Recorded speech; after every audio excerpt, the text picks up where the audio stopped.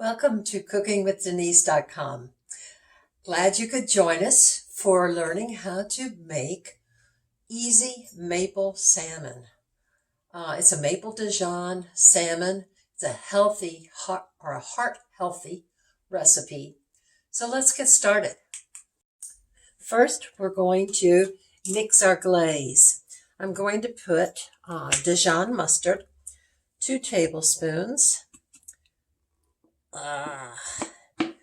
It's easier for me to do it this way. That's 2 tablespoons.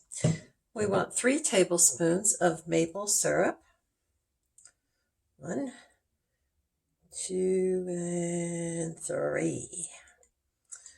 Good thing that's what I had in there.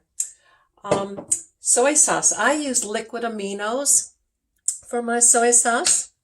And let's just put 2 tablespoons in. I will measure that because that can get salty. And then we're going to put 1 clove of garlic. You can mince it or press it, whichever works best for you. There. And fresh ground pepper to taste, whatever you prefer. And salt the same way, whatever you prefer. I'm not putting a whole lot in because that soy does have salt. Then let's mix this well. And what I've just mixed is enough for 4 pieces. And it just hit me that today I'm only making 1.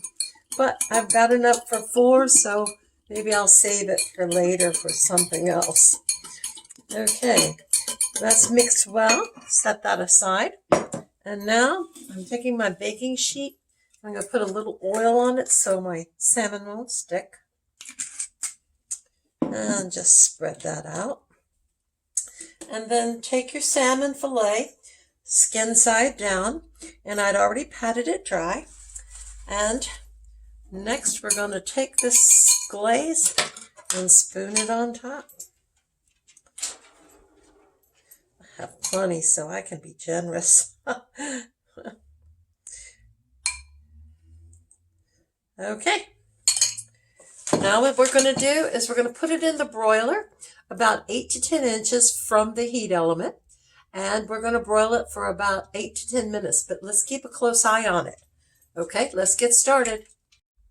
There we have it. It's finished. And look how tasty and how easy that was. That only took us 10 minutes. If your fillet is thicker or it's a salmon steak, it might take longer.